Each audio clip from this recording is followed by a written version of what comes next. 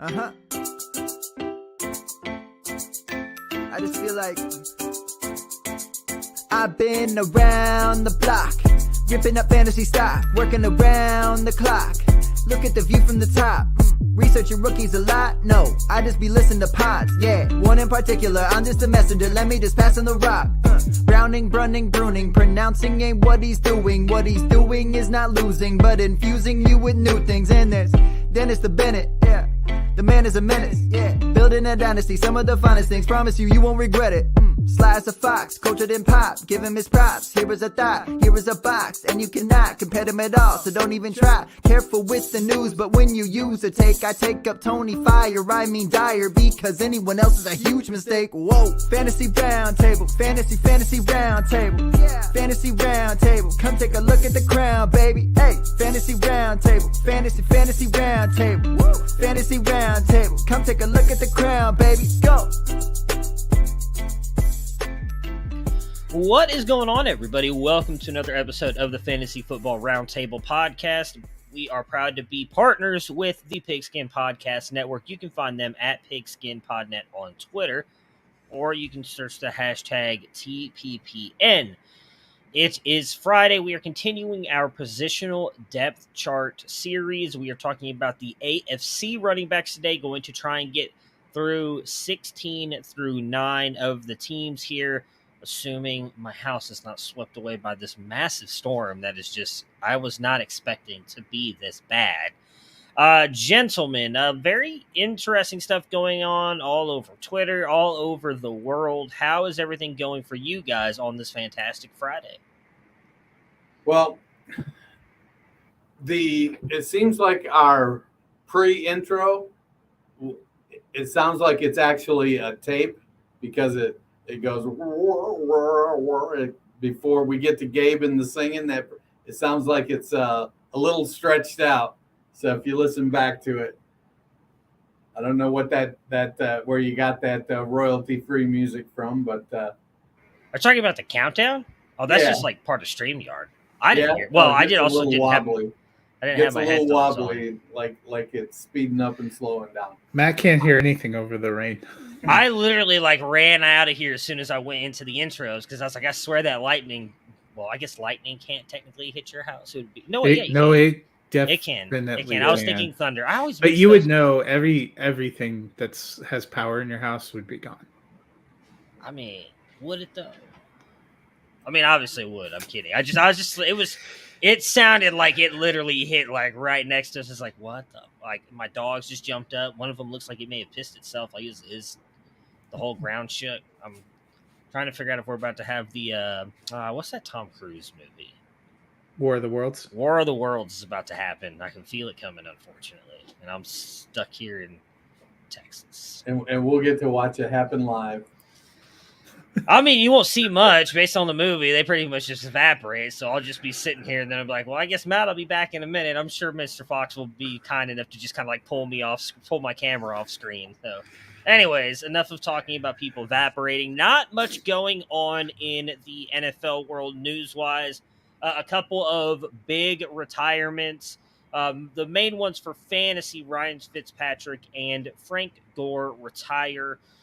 Matt, I mean, really out of the three of these guys, I mean, Alex Mack does as well. Obviously not a big thing for fantasy outside of offensive lines.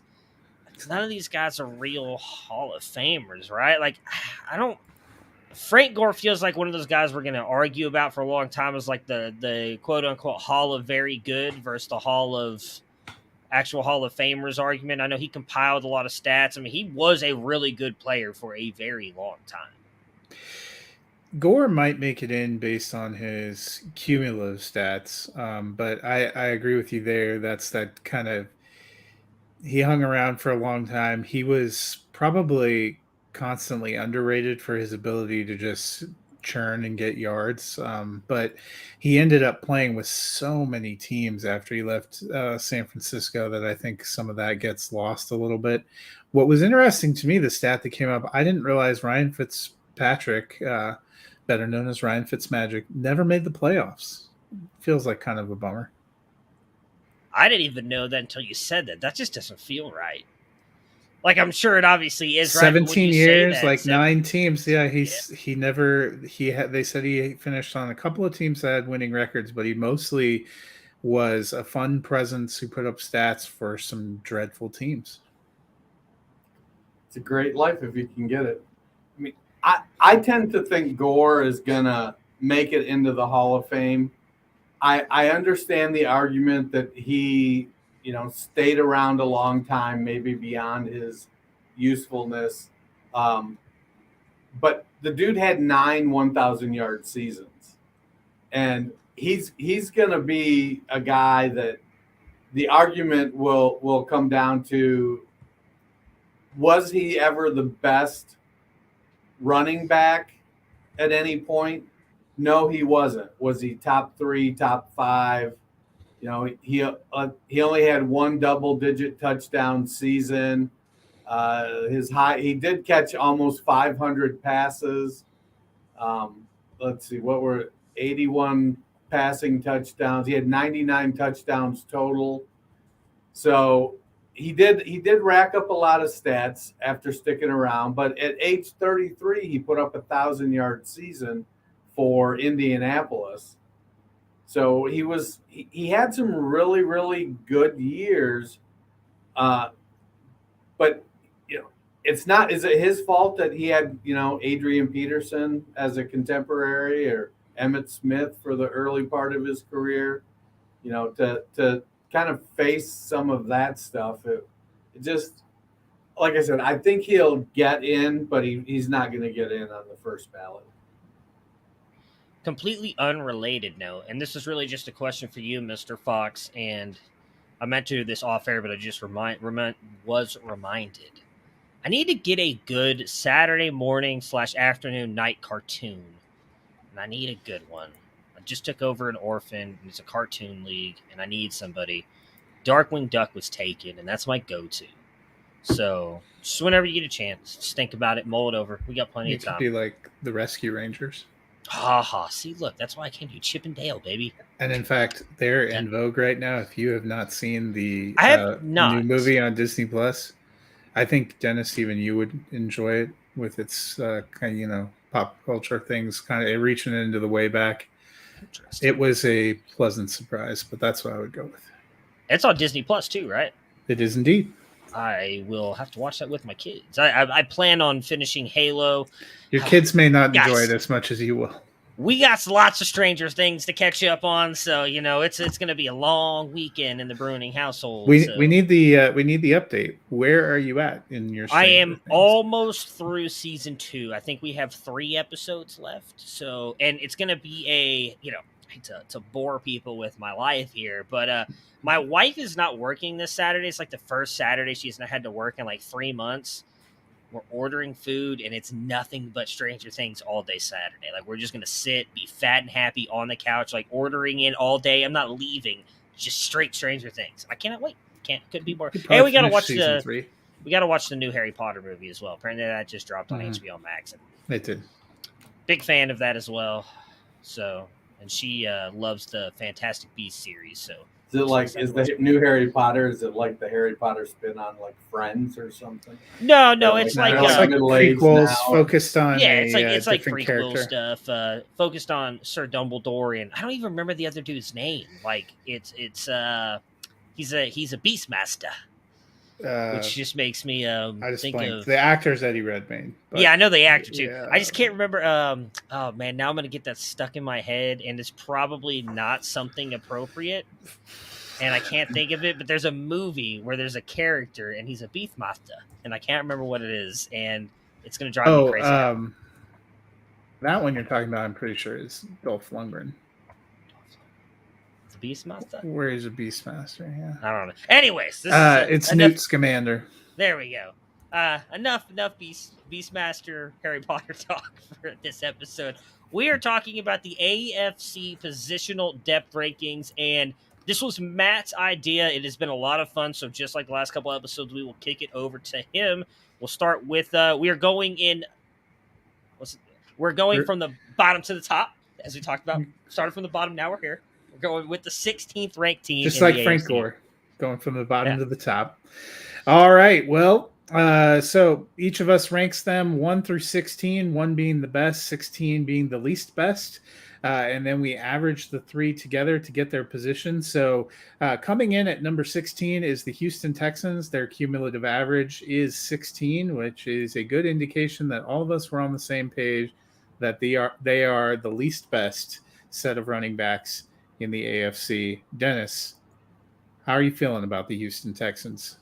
Defend Marlon Mack. Houston's in a rebuild, and I know that Lovie Smith has been talking up Marlon Mack. Rex Burkhead had a 143-yard game last year, and a lot of fantasy guys are on the Damian Pierce train. So they have probably 3 good depth backs, but I don't think they have a legitimate starter yet, unless Damian Pierce just pops off and does something great. He's got the potential, but I feel like Lovie Smith is kind of an old school back, and he's going to defer to the veterans and Burkhead and Marlon Mack, and it's going to be a 3-headed monster all season with not a lot of upside, and that is going to that's not good for fantasy. So it's a bad team that's probably going to have to pass more than they want to. Hey, you all right there, Matt? Sorry. The boys dropped today? Jumpy. Yeah. I did not realize that. I now figured out what my night plan is. Sorry. Didn't mean to. I thought your house got hit by lightning again. So did No, I. it pretty much just did. I love that show. I had no idea. I just saw something about it. So, Pierce is going to have to pop off, but it's not a team that has a lot of scoring potential. I actually just moved Davis Mills in a 2-quarterback league for a 23 second and a 23 second and a 24 third. So as much as I want to believe in Davis Mills, I think in general the team is going to be restrictive for their offense, and that's part of the reason that I have them at 16. Yeah, I feel like for me the big thing is kind of the same argument we had about the Atlanta Falcons. It's just a bunch of replacement level guys. At least we think right now. I mean, as Dennis mentioned, maybe Damian Pierce does end up coming out and going off and being the guy that a lot of people do think he can be. He got a lot of hype after the Senior Bowl. And during the pre-draft process with some of the things that he can do is never really used in that role at Florida. But, I mean, outside of him, look, I've seen Dontrell Hilliard. Not Dontrell Hilliard. I'm thinking of the wrong team. We were having a conversation about those guys. He's not on this team. Andy Jahonovich. Yeah. Jahonovich Witness. I don't remember how to say Jahonovich. He's a fullback. Yeah, fullback. I mean, he's probably going to be blocking for most of these guys. Marlon Mack.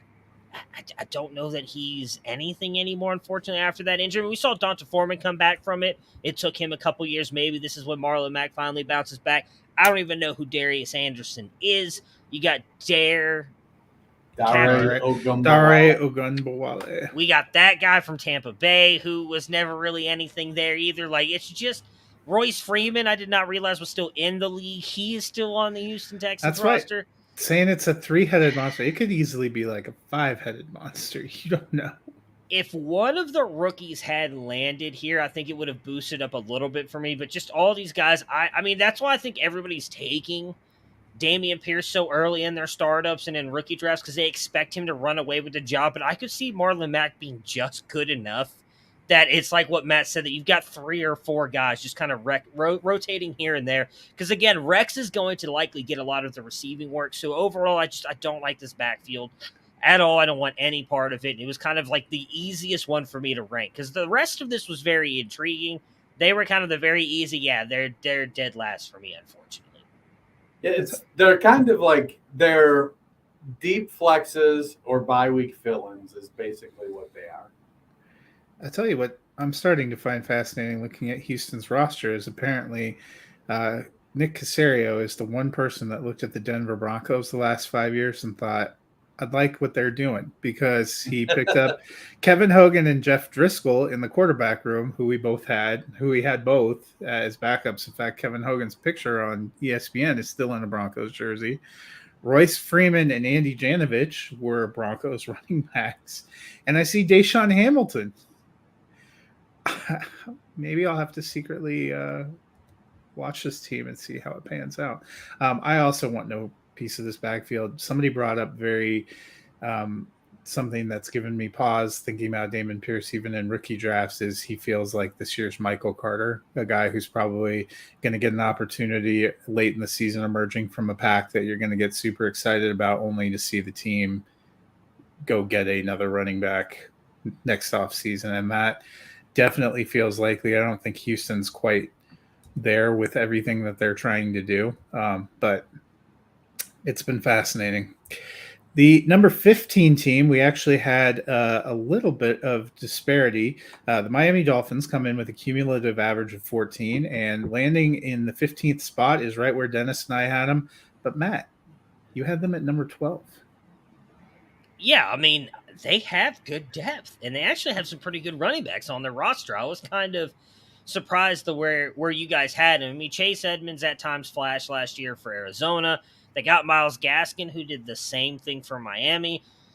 You know, Sony Michel is what he is. I don't know that he's ever going to be anything great, but I still think he's a decent running back. Raheem Mostert as well when he is healthy. Salvon Ahmed produced for times at Miami. All of this with not even, in my opinion, a very good run game or offense. They bring over the Wonder Kid, who, you know, has been credited with some of what San Francisco was able to do in their run game. He was the run game coordinator. Like, I believe this running game will be very good. And again, looking at it from the depth chart perspective, while none of these guys are really elite talents, which is why they rank 12 for me. It's not like I had them in the top 10. They were still in the bottom half, but why they were fairly higher up, at least for me, was because I do think all of these guys could easily produce. And if one goes down, I think because they're also equally talented that I don't think you see a massive drop in production between any of them, maybe besides Sony Michel. But there are people who believe Sony Michel will go out there and have a bounce back year this year. So I did not feel like they deserved, based on the depth chart perspective of it, and even some of the talent on that roster, that they deserved to be too low. I felt 12 was a fair ranking for them. Again, do I think any of them are going to go out there and finish as RB1s, maybe even high-end RB2s? Probably not. But overall, I think the depth is there for the position, and they've got guys who will produce for fantasy. I mean, the depth and the quality is actually the issue for me as to why I have them at 15. Week 1, you've got to plug one of them in your lineup. Which one is it? It's like it's literally you're literally rolling dice. Is it? Yeah, he's the one who got paid. Like, I know they brought in a bunch of guys, but Sony Michel and Raheem Mostert are on not even backup contracts. Like, Raheem Mostert's getting $1 million this year. I think if he gets injured at all, he can just be cut. And like, I Chase think Edmonds is a career backup. He's a rich man's Myles Gaskin. Sorry. But that's fine. Look at what Myles Gaskin did in a poor offense the past 2 years. Not last year, man. Why wouldn't they give him Gaskin? You know, why?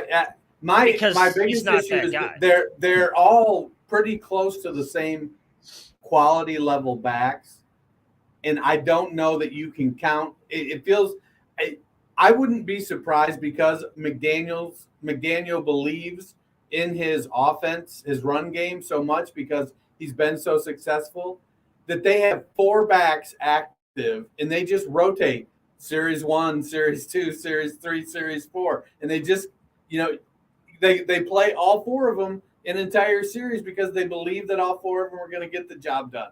And so, well, I want to, if I had certainty as to who the back was going to be or which 2 backs it was going to be, I would have probably had them higher. Yeah, and I think that's it for me. I think Chase Edmonds probably will end up low-end RB2, high-end RB3 by the end of the season. He's predominantly receiver, although there are questions in this scheme. San Francisco didn't throw to running backs a lot, you know, the schemes that he's coming out of, which is another reason that I thought Chase Edmonds going there was a borderline curious fit. They also loaded up on receiving weapons, and we don't know how pass heavy that offense is going to be in general. They have a lot of players, but a lot of these guys come with really checkered injury histories. And if you're talking about from fantasy, so this feels like, to me, one of my worries about San Francisco when we were looking at the NFC is if you're going to have one of them, you probably have to have three of them if you're going to try to fill a slot there. Only I feel less bullish on their health availability in the production than if I had an Elijah Mitchell. If they don't have like that one central guy, and seeing how San Francisco often platooned running backs, I'm just with Dennis a little bit. They have a lot of interesting backs. Maybe one of them will emerge, but right now I don't have great confidence. The next team that came in at number 14 in our countdown is the Jacksonville Jaguars. Their cumulative average was 13.3. Matt had them at 15. I had them at 14. Dennis, you had them at 11. Why are you so high on the Jaguars? Excuse me. I'm as the offseason goes on, I am buying more and more into Travis Etienne. Well, I don't think he leads the team in rush attempts. I actually think that'll be Snoop Connor. And then later in the season, when James Robinson comes back, he'll provide depth, and Robinson has proven he can be effective. I think that Etienne has RB1 upside. I don't know. I wouldn't say the RB1, but definitely RB1 upside. If he caught 75 passes this year, I wouldn't blink. I wouldn't be surprised at all. He feels like a 175, 65, 70 catch, 175 carry, 65 to 75 catch back this year. He's young. He's still only, what is he, like 21 or something? 22. He's still very young. 23. He's going to be there. He's going to be there in the season this year. Okay. He's going to be there with Trevor Lawrence for the foreseeable future. I feel like the injury is behind him. The team is going to be growing. Doug Peterson he's a pretty good offensive coach. I know Doug Peterson will kind of get stale after a while, but this is year one, so it should be pretty good for the next 3 or 4 years. So it just kind of came down to, like, I feel like Etienne is the guy. Snoop Connor is the other guy. We know for certain from fantasy that's probably who it's going to be. There may be some uncertainty if Robinson comes back really strong. But again, Robinson is coming back from a torn Achilles that he suffered, I think, in January maybe. It was very late in the year. And so that's going to take some time. Not everybody is Cam Akers. I think more people are Marlon Mack and Deontay Foreman with the Achilles than they are Cam Akers. So I like where the offense is going, and I think there's definitely some offensive surprise there, and it's going to be led by Etienne. Yeah, I'm on the whole opposite side of that. I'm out on Etienne. I don't understand the infatuation with him by a lot of people in the fantasy community. I think they're turning him in. They see him and they see Trevor Lawrence together, and they think it's going to be what he was at Clemson, and he's just not, in my opinion. You just mentioned Doug Peterson. Miles Sanders, who was the lead running back for them, barely got 180 carries while Doug Peterson was at Philadelphia in 2 years, and he always split the backfield between him and another running back. So if you're going to compare it to that, Miles Sanders is Travis Etienne, and Jordan Howard is Snoop Connor. Snoop Connor, 120 carries, Jordan Howard, I was trying to find the other one. So 179 and 164. Granted, he probably goes over the 180 because he did miss 3 games in 2020. Miles Sanders did, but that's not a guarantee because he played in all 16 games, and I know he didn't. He started in 11 of them, so he only did not start in 5 of them. He started all 11 or 12 games that he was there 2020. I just don't think that Etienne's going to get that much. I mean, he's not as good a receiver as people want to give him credit for. He's not even that good of a rusher. Like, I compare Travis Etienne, he's a more explosive and a slightly better runner than Ronald Jones was coming out of college. And we saw how well that did not work out in the NFL. Like, Etienne's got incredible burst, incredible speed. But one of the biggest knocks on him coming out of college, not just by me, but from a lot of people, was his vision. You're not doing anything if you're running into the back of your offensive lineman half the time. Like, I don't think Etienne's going to go out there and have this massive season. I've got him.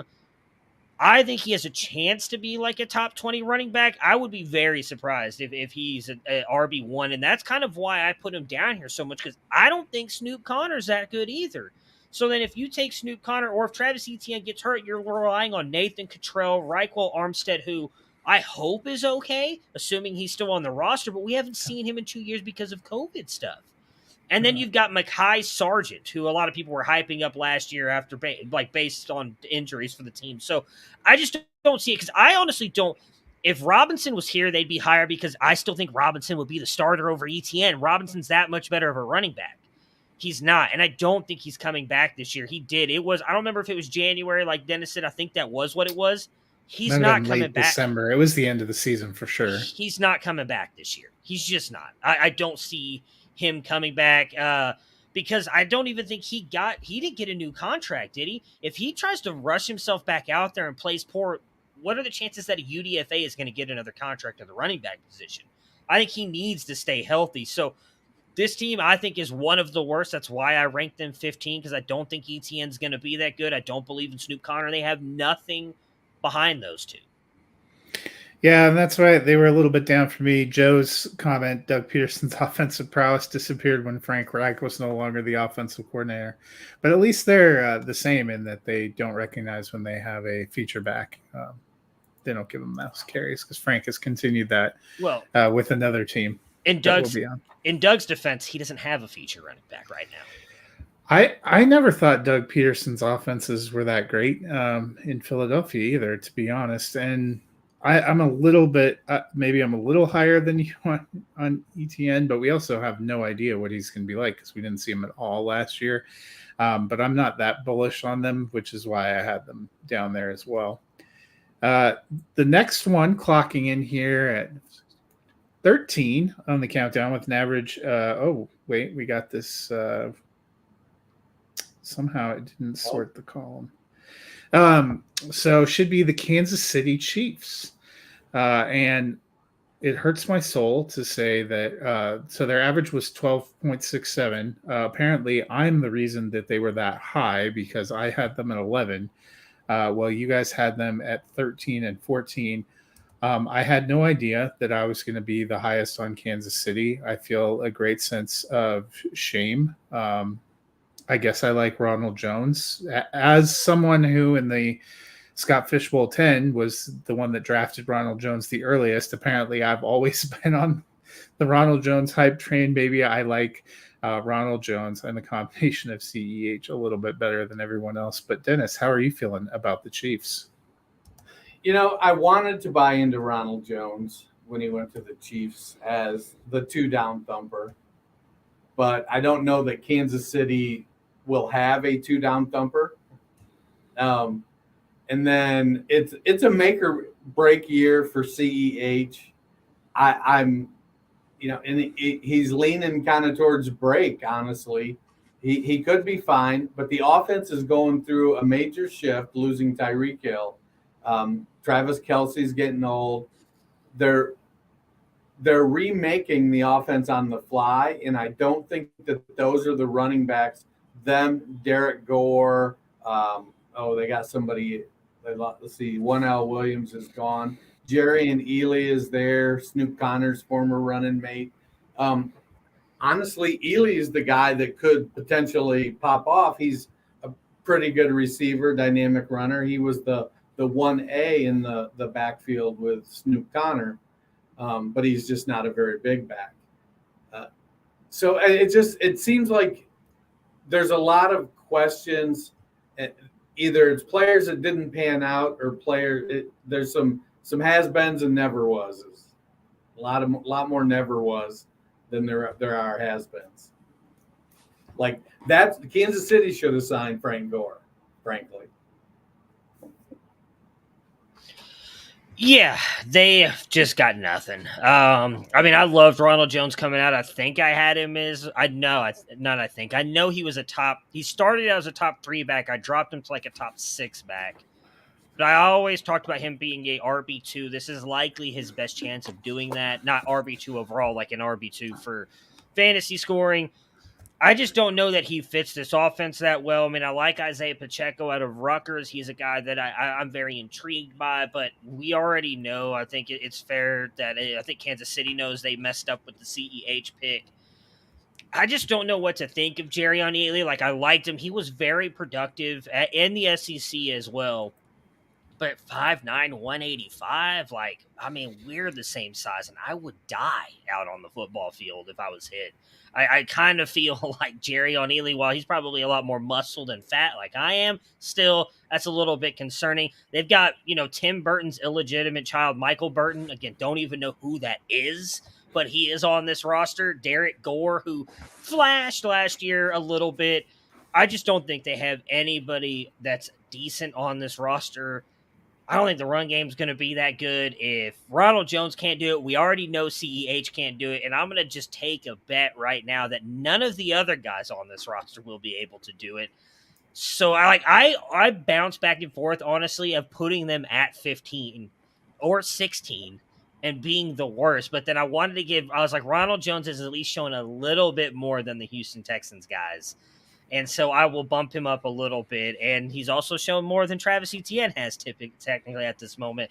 So that's why they came in here for me. I think this is going to end up being another like 500 to possibly 600 passes for Patrick Mahomes this year, because this running game is just not going to be good. So then you wouldn't have done the trade that Dennis and I looked at a couple weeks ago where the guy traded Breece Hall and George Pickens to get CEH straight up? That was horrible. And that's me being polite. So the next team up here, you guys, again, we're pretty close in lockstep, and I'm the outlier. But this one I actually I'm more proud of, I guess. So at number 12, we have the Buffalo Bills that came in with an average of 12.33. Matt, you had them at 14, above the Kansas City Chiefs. Dennis, you had them at 13, so you guys just reversing your positions from the other team. I had them at 10, and I'll be honest, I like Devin Singletary a lot more than you. And I think with James Cook and Duke Johnson and Zach Moss, they have a good group back there. I actually kind of like the Buffalo running backs. I don't think they're going to be incredible, but I think one or two of them is going to be low-end RB2, high-end RB3, so that's probably why I put them in there. I think their biggest challenge is that Josh Allen steals their goal line carries. But, Matt, you actually just dunked on the Chiefs, but you have the Bills lower. Yeah, that is the only – what you just mentioned right there is why. Their best running back is not listed as a running back on their roster. He's listed as a quarterback, and he's also one of the best damn quarterbacks in the league as well. Like, Zach Moss, I am not sure has like not gone into witness protection. I don't know that the Buffalo Bills even want him on the roster. I'm just trying to figure out. I've sent multiple DMs. I just want to know what kind of dirt he has on God, why didn't his name just jumped out of my head? Sean McDermott. Why? Wait, is it Sean McDermott or is that the actor? I always get those two mixed up. No, it's Sean McDermott. Sean McDermott. Okay. I want to know what dirt he has on Sean McDermott to even still be on the roster, because they clearly don't want him there. Devin Singletary is a fine RB3 in fantasy. I just don't think he's going to be much more than that. I don't like James Cook at all. I do not think he's going to be worth anything rushing in between the tackles. He is an extremely good receiving back, which then completely deletes Duke Johnson, because that dude takes like 6 steps just to move 2 steps forward. He is so slow. So that's where James Cook is going to come in. Raheem Blackshear, fine in college, not going to be anything at the NFL level. Like, for me, it's the same. They just don't have anybody. I want to believe in Devin Singletary. I was very high on him coming out. He's had so many opportunities and just never been able to prove it, whether it was them bringing in and mixing in other backs like Zach Moss, or the injuries he suffered, because he looked really good his rookie season, then the injuries stopped him, and they let Frank Gore go with it. Whatever it was, he's just never been able to take off, and I think it's going to continue to be that way. Much like I said with the Chiefs, I expect this offense to be very pass heavy and very reliant on Josh Allen to do practically anything. Yeah, I mean, the Bills were 4th in the NFL in pass attempts last year, and the guy doing the passing is your goal line back. I think the reason I have Buffalo ahead of Miami, I think Buffalo's top 2 backs, you could interchange them with any of the top 4 backs in Miami. But in Buffalo, there's only 2 of them, so there's a lot more certainty who's going to be getting the ball. It's going to be James Cook or it's going to be Devin Singletary. 85% of the time, it's going to be one of those 2 guys when they run the ball or involve the running back. Singletary is a serviceable running back. I think he's outperformed a lot of fantasy analysts' expectations. Kind of had a breakout year last year. I'm a little nervous about what Cook brings to the table. I think, I saw somebody tweeting a month or so ago about Cook, and they were referring to him not as a satellite back, but as a small between the tackles back. I don't know how effective and how long that'll stand up. I mean, we see Philip Lindsay is a prime example of a small between the tackles back. He was really, really good for 2 years, and that was it. I don't care for Zach Moss or Duke Johnson as depth pieces. I don't think either one of them are a real threat to either Singletary or James Cook right now. So unless one of them gets injured, I think Moss and Duke Johnson are, riding the pine. But because of the certainty of 2 backs versus 4 backs, I like the Buffalo backfield a little bit better. And maybe it'll be just 1 back, and that back will be Devin Singletary, as it was at the end of last season. Next up on the countdown at number 11 is the New England Patriots. Their average is 12, and we were right down the board. Matt had them at 11. Dennis, you had them at 12. I had them at 13. Matt, what do you love about the Patriots backfield?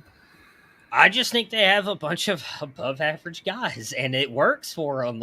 You can't knock it too much, right?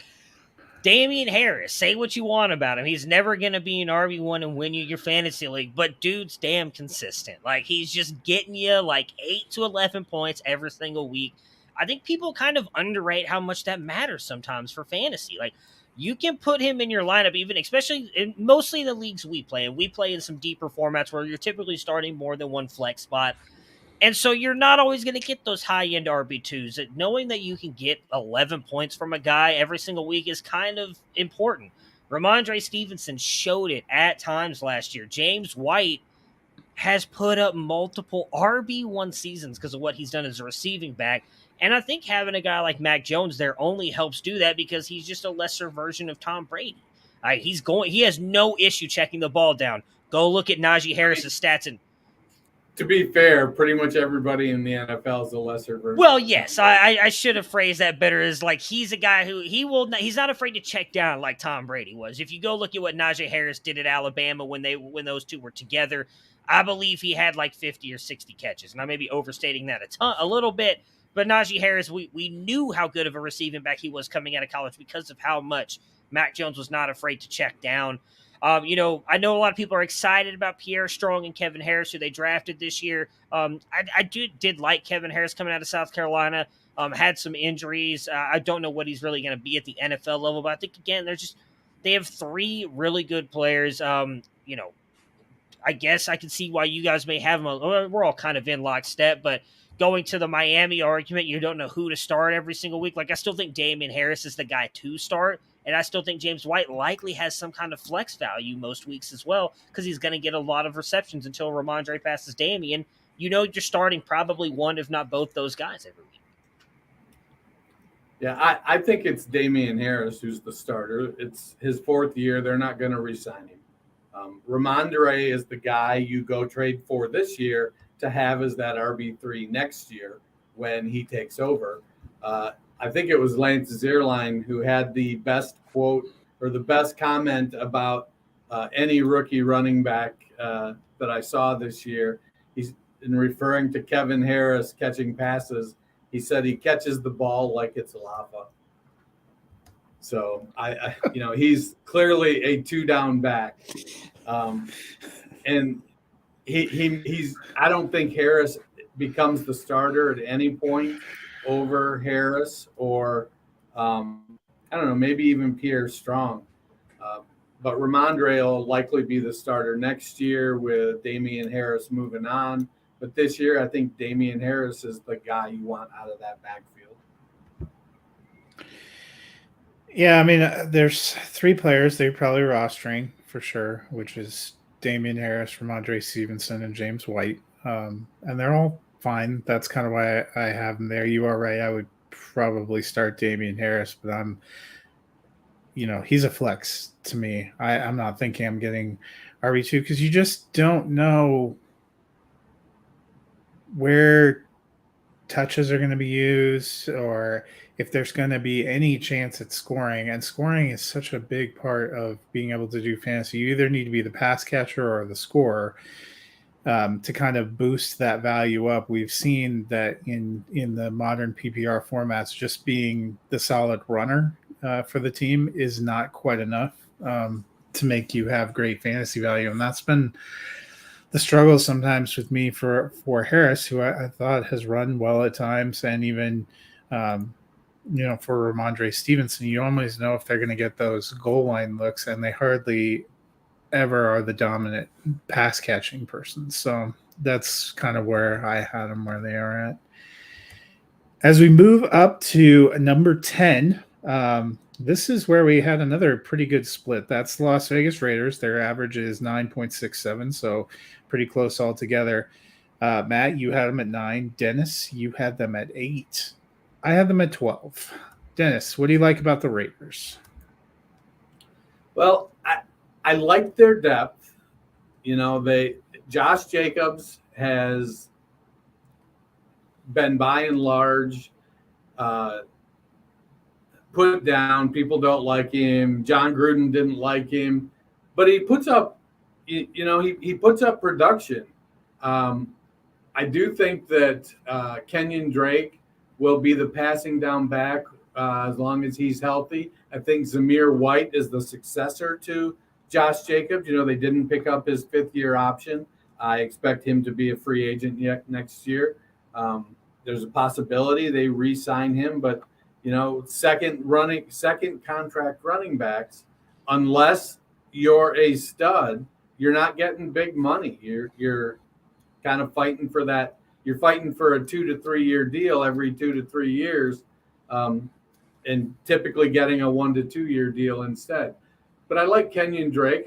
He's always had spurts of productivity, but injury issues.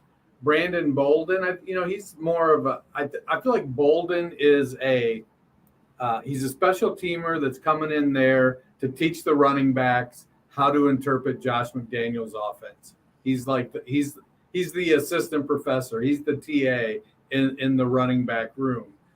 Amir Abdullah is a special teamer at this stage, with a little bit of explosiveness if he does get the ball out of the backfield. I'm not even sure who Britton Brown is, but the top 3 with Jacobs, Drake, and Zamir White, from a fantasy perspective, I think there's clear-cut roles. It's Josh Jacobs, who's an RB2, and with some weekly RB1 upside, Kenyon Drake will get some passing down work, and then should something happen to Jacobs, Zamir White is going to step in and take over that role. Yeah, I mean, I feel like I've probably been one of the more negative analysts on Josh Jacobs. I don't. I've never really want thought to use any names. That's all right. I'm fine with outing myself there. Him and Amari Cooper, not big fans. Now Amari Cooper has definitely proven me wrong more times than I care to admit. In my opinion, Josh Jacobs has really only done it once when he finished, I believe, his RB 12 or 13. He's obviously dealt with injuries, which is likely the reason he hasn't probably lived up to what people wanted him to be when they were taking him over David Montgomery, because he's been fairly productive when he's on the field. They just don't use him at all in the passing game, which, we've talked about from a fantasy perspective. You just need to get from your running backs nowadays for them to end up being those high-end RBs. I believe the stat is, and it still stands to this day, he's gotten 1 catch on 3rd downs in his entire career. Like, that's just ridiculous. They do have Zamir White, where I agree with Dennis. He's practically a Josh Jacobs clone. He will be able to step right in, I think, if something happens to Jacobs. They still have Kenyon Drake on the roster, who I think, could be an intriguing fit now with Josh McDaniels there. Seems like he had kind of gotten in Gruden's doghouse, and we've seen once that happens with the player, they don't ever really get out. Because Kenyon Drake was more than fine in a couple games where he filled in for Josh Jacobs a couple years ago. So seeing what Josh McDaniels has done throughout his career as an offensive play caller, I think Kenyon Drake will be involved, which then gives him some fantasy upside. And then they have Jakob Janssen, who I think is just a very cool name, and I like to root for him, so I hope he gets a spot on the team. And I like the Raiders' depth overall and what they've got going for them. I think that they will be more than 5 this year. So they came in, at 9? So, just under the top half. So with cloning, it's been said, and I've seen it in the movies where they use cloning, that the clone has a defect. So is that what Zamir White's hands are, because they're so tiny? He's a clone of Josh Jacobs. And because he's a clone, that's why he has those little tiny hands? I think it was the ACLs, and that's why they've been torn 3 times. Just kidding. Love you, Zamir White. Anyway, the Raiders have some mediocre talent in a mediocre system with a horrendous head coach. Josh Jacobs had 4 games last year where he had 74 games where he had. Am I allowed to talk, or are you just going to go over me? He had 4 games where he had 70 or more yards. The rest of the games, let's see. Do you enjoy 7 carries for 16 yards, 9 for 37? I think the miracle looking here is that I have them this high. Josh McDaniels is the worst coach in the history of time. The Raiders will burn for having Urban Meyer said, "Hold my beer while I have this lap dance." You know what? I might take Urban Meyer over Josh McDaniels. You didn't have to suffer through Josh McDaniels. I also think, that rotational system's not going to work. They're fine, but I think you guys are punch drunk for having them up that high. I think you guys are punch drunk for having, Jacksonville where you are and not having I had Jacksonville at 14. Oh, okay. But you're not having Miami higher. Miami deserves to be higher, damn it. I would. It's too late now. That's a you decent can't go point. switch it. Can't switch it now. Should have had him higher. Josh Jacobs is. So the difference between the Raiders and Miami is Josh Jacobs is probably going to get 80% or 70% of the snaps. But if he's only getting 30 yards, it doesn't really matter. Chase Edmonds will get you 50 at well, least. He did fall into the end zone a few times, so his game logs, the points are not horrendous. But looking at the actual rushing production, that's why they didn't renew the 5th-year option. And I actually, part of me wonders if Zamir White ends up starting to usurp him at the end of the season if he's doing that, 17 carries to get you 60 yards. That's not incredible production. So just want to point out, because Matt has now pointed out that what I've been saying all along is very true, and that Josh Jacobs is not very good. I would like to now formally retract my statement of apologizing to Josh Jacobs. I will continue to only apologize to Mari Cooper. Just because he's on your team. No, I hate that he's on the Browns, but he's proven me wrong more times than I've been right, unfortunately. And no, Dennis, I don't think Josh McDaniels learned a damn thing from his. No. That's it's a really bummer for me because I kind of like Derek Carr. It's too bad he doesn't have a coach. Both Bill Belichick and Pete Carroll had miserable first stops as head coaches. But not because they're miserable coaches. Actually, Bill Belichick had went to the playoffs with the Cleveland Browns his first year. Yeah, so I'm just going to go incredible. There. The Browns did not fire Bill Belichick like everybody likes to say. The team moved people. Yeah. So everybody's always like, I can't believe the Browns were so stupid that they fired Bill Belichick. They did not fire Bill Belichick. I mean, the one thing I'll say for Josh McDaniels is so far he has not dismantled all the best pieces of the Raiders and put them on the trading block so that he can get third-tier Patriots backups. You know, he hasn't shipped Derek Carr out so that he could get Brian Hoyer to be the franchise savior. Yeah, he's not done it yet. I think that Bailey Zappi is who you mean, not Brian Hoyer. No, because I mean Bailey Zappi, they just drafted. If we were following the model and he was going to get, you know, like a third-tier Patriots veteran, that's what you're going to go get. Anyway, our last team on the countdown for today, coming in at number 9 with an average of 9.3 points, is the Tennessee Titans. I had them at 8. You guys had them at 10. So, Dennis, how are you feeling about the Titans? I'm conflicted. So, I feel like the Tennessee Titans backfield is very similar to the Carolina Panthers backfield, but yet I rank the Carolina Panthers backfield as the second best backfield for fantasy in the AFC or NFC. But you've got a stud, and then you've got some marginal backups. And I do think that Deontay Foreman is a better backup than Hassan Haskins at this point. But we've also seen that running back is probably the easiest position for a player to come in and produce as a rookie. So Haskins does have that potential. But, you know, McCaffrey is coming off 2 years of injury. Derrick Henry's old, and he's 29 or 30, and he's missed half of last season with a foot injured. So he's going to be 29 or 30 eventually. I mean, unless you know something I don't. You're the guy that's close to God there up in the mountains. So, the Titans, though, what I'm thinking is not necessarily that I have the Titans ranked wrong, because I went back and looked, and I kind of went up as high as 5 and kind of started to look at the teams that I had ranked and said, can I make a case to put the Titans in front of this team? And really the only team that I got to a point where I said, I think I could, was the Raiders. And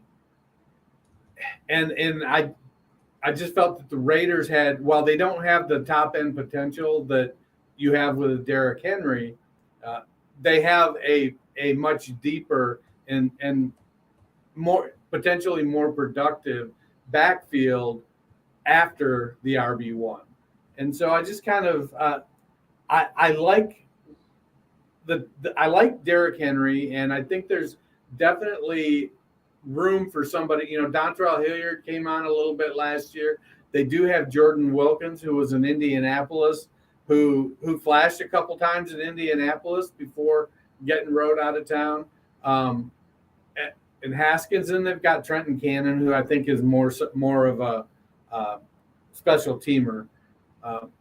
And some guy named Julius Chestnut that I never heard of either until I saw something. Hot dog eating champion? No, Joey Chestnut. Little brother. Gotcha.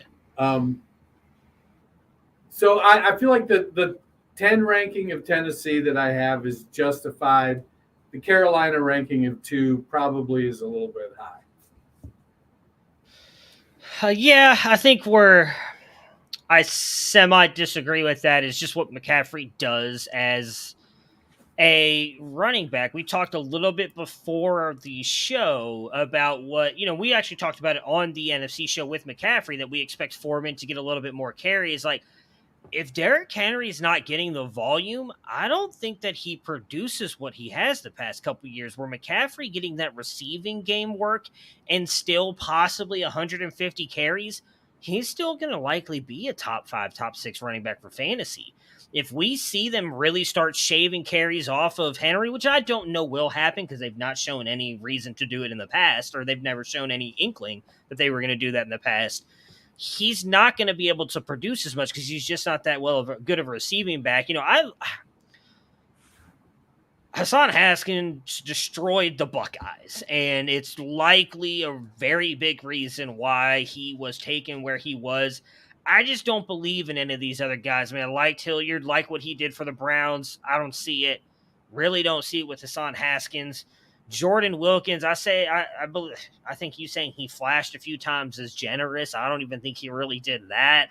Like, they don't have anybody behind Henry. And whether it was the injury and him trying to come back too quickly at the end of last year, he did not quite look like himself. I think if Henry deals with any kind of injury this year or is slowed down a little bit, none of these guys are going to be able to step up and replace him, regardless if they get the volume. Like, and maybe I'm overstating that some, because we did see Donta Foreman come in and do that last year. He was very good for fantasy down the stretch once Henry went down. So maybe you are right. Maybe Hassan Haskins is able to come in and do that, or Hilliard.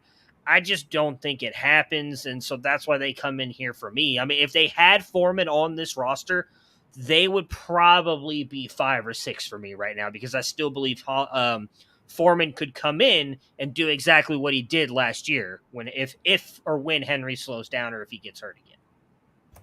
So Joe mentioned that Chestnut, who we didn't know, is from Sacred Heart and was good at the level he played at. Also, Dennis, to your point, I looked it up. Derrick Henry turned 28 on January 4th, so he will turn 29 during the season. You know what?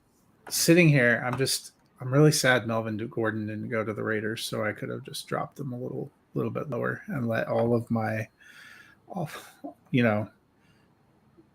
taking the Emperor's advice and just let the hate flow through me. For Tennessee, you're listening to you guys has made me regret a little bit that I have them at 8. Derrick Henry is great. When he's on, you are right. The rest of their roster is horrendous. It's a lot of dart throws. Jordan Wilkins was a dart throw when he was with the 75 backs that Frank Reich kept in the Colts, and now he's here. I know Dennis had some more faith in Dontrell Hilliard than I do. Not sure about Hassan Haskins. Trenton Cannon exists. Apparently Julius Chestnut was great at Sacred Heart. What was tough for me, we talked about when we were doing NFC, is sometimes when you have one of those like studs, it can really weigh. And I have some concerns, which we've talked about before, about whether Derrick Henry hits a cliff and comes down. He didn't look particularly great when he came back from injury at the end of last season. Was that being rusty, working his way in? Was he not totally healthy? Is it signs he's about to fall off a cliff? If he falls off a cliff, then this ranking is ridiculous, and Tennessee's backfield maybe is pushing for 15, 16. But if he comes back as what he's been, he's just so good. There came a point where it felt ridiculous to drop him alone down the order. So that's where I ended up dropping him. When I'm looking at the teams that I have below him, I don't think that they have a one single back that can be that dynamic. Even a couple of the teams I had above them don't have one single back that's probably that dynamic. So it was tough for me, and that's why I kind of put them middle of the pack a little bit higher than you guys. Yeah, I mean, I don't think it's a reach at 8. I mean, we're only 2 spots apart. But it might be if he's not good. Yeah. I mean, we talked a little bit about this in our chat. Like, for me, outside of at least my top 4, like, I don't love any. I could probably go as deep as 6. Like, I feel like the top 4 are at a different level for me. And then, like, looking at mine, probably like 5, 6, and 7 are close. And then, like, 8 through 16, I legitimately think you could probably switch around here and there, and it's not a big deal in my opinion. Maybe not, the Chiefs, as I'm continuing to sour more and more on them, and I think they should be 16. But, It's the Raiders for me. It's the Chiefs for you. Dennis, which team outright do you discuss? The Dolphins, because I don't know which one to play. Literally, if I play a Dolphins running back this season, it's because I literally have no other viable option. Let me ask you guys a question, though. I felt like when I was going through the AFC as opposed to the NFC that there are some good top end squads, but overall, it felt a little bit grimmer than the NFC, which is interesting since the AFC as a conference feels better than the NFC. How did you guys feel in comparison? I concur, and I think what we'll find out when we get to quarterbacks is that it's going to be exactly the opposite. That's definitely exactly the opposite. That we're going to, AFC's quarterback driven, NFC's running back driven. Yeah, I think the biggest reason why we probably felt that much better about the NFC is because you look at the guys we had ranked low. I mean, the Giants still have Saquon Barkley. Washington still has Antonio Gibson. San Francisco still has Elijah Mitchell, and we've seen that even if they throw in some dude we've never heard of, Raheem Mostert, it goes out there and produces whenever he's on the field. The Chicago Bears have David Montgomery. Arizona had a phenomenal year from James Conner. Even Atlanta's got guys that you think maybe could do something. So, yeah, there's definitely some players there that I think it's the top end. Like, that was kind of the argument we were having when we talked about the NFC, right? It's like, I want to have the Giants higher because they have Saquon Barkley, but realistically behind him, they have absolutely nothing. And so I think that's the thing. They have those higher end guys at the front that kind of raise them up a little bit more. I'd be very curious. Something maybe we can do later on in the offseason is like where we rank them all together. And if it's going to be AFC teams, how many AFC teams will be at the bottom before we finally see our first NFC team? I don't know. Atlanta's like, hold my beer. They weren't that great. I still think I'd take Tyler Algier right now over Damian Pierce. He's shown it more. I mean, even against good competition. I mean, BYU didn't play that many top-end schools, but he showed it as a rusher and a receiver. Like, I still think I'd probably – now, I tell you, Kansas City is going to be last for me now just out of spite, and then it's probably Houston. Then it's probably going to be Atlanta. Ronald Jones is just sad. Even in my spite, I kept my team at 12. I kept them at 14 or 15, 13. There we go. They're bad, so. Dennis, any closing thoughts? Nah, I'm tired. Well, 3 a.m. was a long time ago, man. I'm not used to getting up that early. Well, it's my day off, and my cat woke me up at 5:25. So cats aren't for shit, man. Gotta get dogs. Dogs are the way to go. They may wake you up, but it's so they can snuggle. Cat just wants you to. They're gonna kill you. They're gonna lay on your face and suffocate you. And then they'll be like, "What happened? I don't know. I didn't see nothing." So we'd like to apologize to Dolphins fans, Chiefs fans, Raiders fans, and those people who own cats. And see you on Monday. No, I do not want to apologize to Chiefs fans. You guys have Patrick Mahomes. Be happy. I'm not apologizing to them whatsoever. See you on